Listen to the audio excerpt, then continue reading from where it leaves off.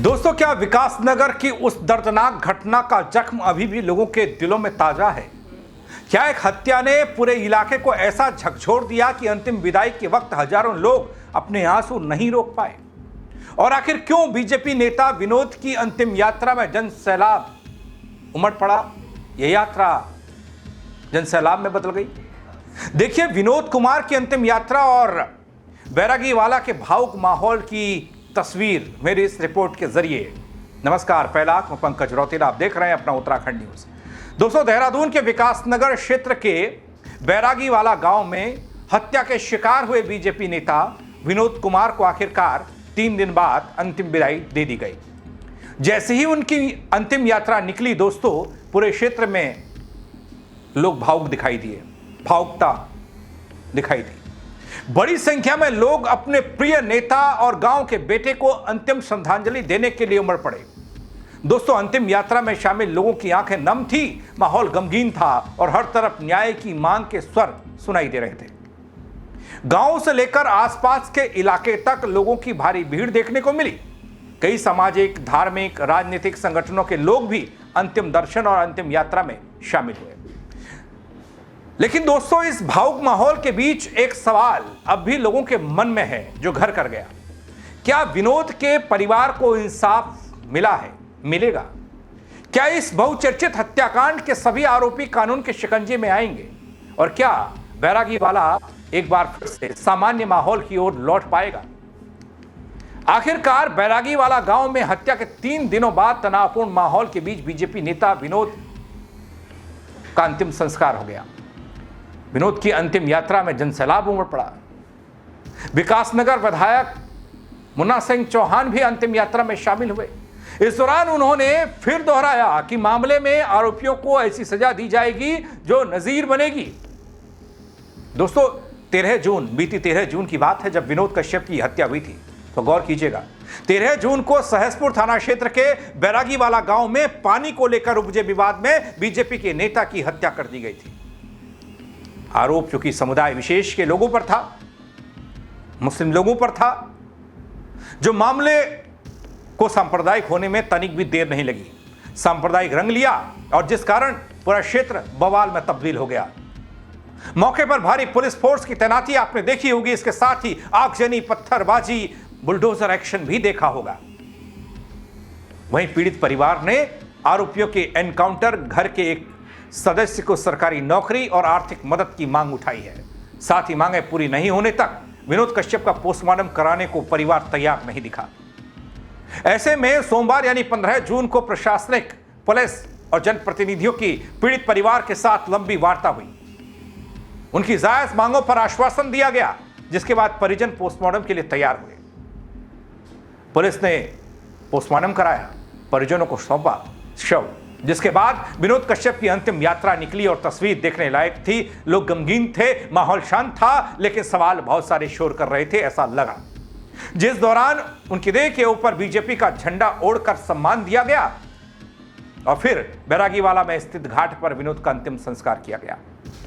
इस दौरान काफी संख्या में लोग शामिल हुए। सुरक्षा के मद्देनजर भारी पुलिस बल की तैनाती दिखी। अभी भी गांव में फोर्स की तैनाती है दोस्तों। वहीं विकासनगर विधायक मुन्ना सिंह चौहान मामले में दो टूक कहते दिखाई दे रहे हैं कि आरोपियों के खिलाफ ऐसी कार्रवाई की जाएगी जो नजीर पेश करेगी। मुन्ना सिंह चौहान कहते हैं कि बेहद दुखद घटना हुई है। जीवन तो वापस नहीं लाया जा सकता, लेकिन मैंने पहले ही दिन कहा था कि मामले में पुलिस प्रशासन ऐसा एक्शन लेगा जो नजीर बनेगा। जहां तक कानून की सीमा होती है, वहां तक प्रशासन काम करेगा, कदम उठाएगा। किसी भी कीमत पर गुंडागर्दी अपने प्रदेश और इस विधानसभा में बर्दाश्त नहीं होगी, ना ही करूंगा।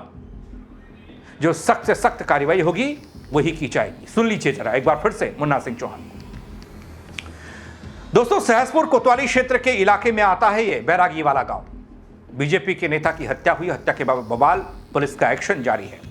इस कड़ी में पुलिस ने एक और आरोपी की गिरफ्तारी की और इसके बाद आरोपियों की गिरफ्तारी की संख्या 5 हो गई। वहीं परिजनों को काफी समझाने के बाद, पोस्टमार्टम करवाने के बाद ये अंतिम दर्शन और अंतिम यात्रा की तस्वीरें आपने खूब देखी। दोस्तों, यहां आपको बता दूं कि बैरागीवाला गांव में शनिवार 13 जून की देर रात पानी को लेकर विवाद के बाद पुरानी रंजिश खुलकर सामने आई और जिसमें एक शख्स ने अपनी जान गंवाई। दोस्तों, शनिवार, रविवार, सोमवार स्थिति बेहद तनावपूर्ण रही। परिजनों ने नाराजगी जाहिर की,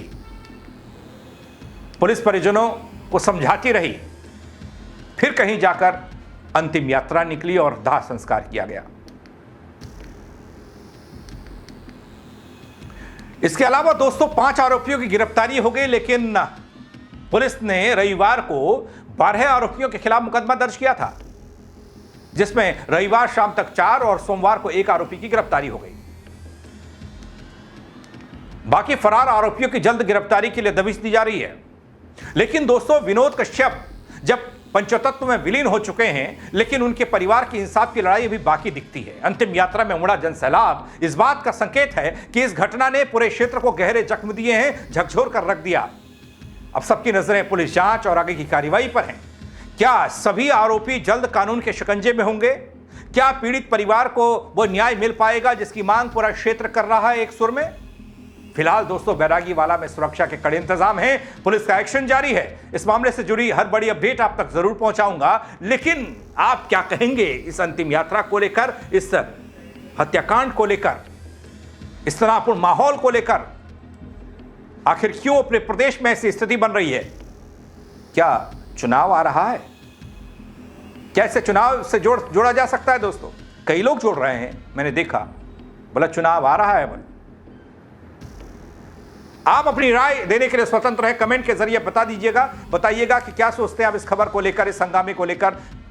फेसबुक पर देखेंगे तो फॉलो कर लीजिएगा, यूट्यूब पर सब्सक्राइब नहीं किया तो वो कर दीजिएगा। दोस्तों हाँ, शेयर जरूर कीजिएगा, हर किसी को ये खबर दिखनी चाहिए कि हो क्या रहा है अपने प्रदेश में। मेरे साथ जुड़ने के लिए बहुत शुक्रिया दोस्तों। जय उत्तराखंड। कोई भी जीवन जाता है तो उस पर दुख होता है, बहुत असहनीय दर्द है। जिस माँ बाप का बेटा चला गया, भगवान जी मेरे 40 साल के साथी हैं, उनका जवान बेटा चला गया, उनकी विधवा, उनकी माँ, हाहाकार है परिवार में। बहुत दुखद घटना हुई। हम जीवन तो वापस नहीं दे सकते, लेकिन जैसा मैंने डे 1 कहा था कि बाकायदा हमारा प्रशासन, लॉ एनफोर्समेंट एजेंसीज, पुलिस प्रशासन, हमारा प्रशासन एग्जेम्पलरी एक्शन लेगा, ऐसा एक्शन लेगा जो नजीर बनेगा।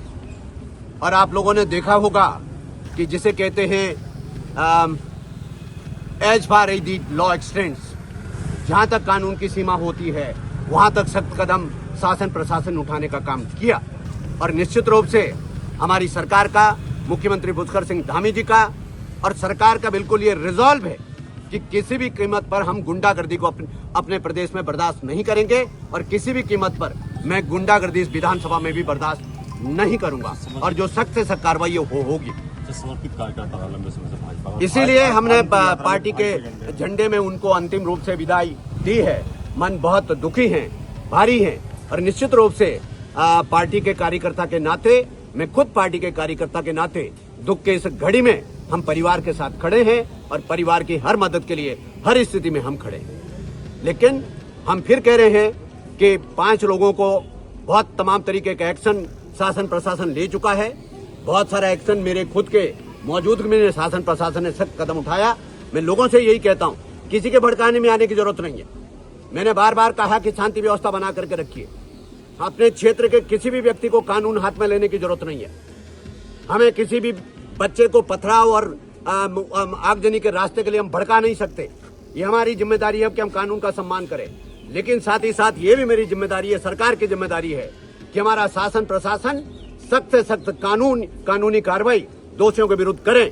और मैं कह रहा हूं, as far as the law extends, जहां तक कानून की सीमा हो सकती है वहां तक जाकर के शासन प्रशासन कठोर कार्रवाई करेगा, और कर रहा है। 5 लोगों को गिरफ्तार किया जा चुका है। दूसरी अवैध चीजों का ध्वस्तीकरण की कार्रवाई हो चुकी है, और जो इस वारदात में, इस विभत्स घटना में और सम्मिलित है, उनको भी चाहे जमीन के ऊपर हो, जमीन के नीचे हो, उन्हें ढूंढ करके निकाला जाएगा और कानून के कटघरे में खड़ा किया जाएगा।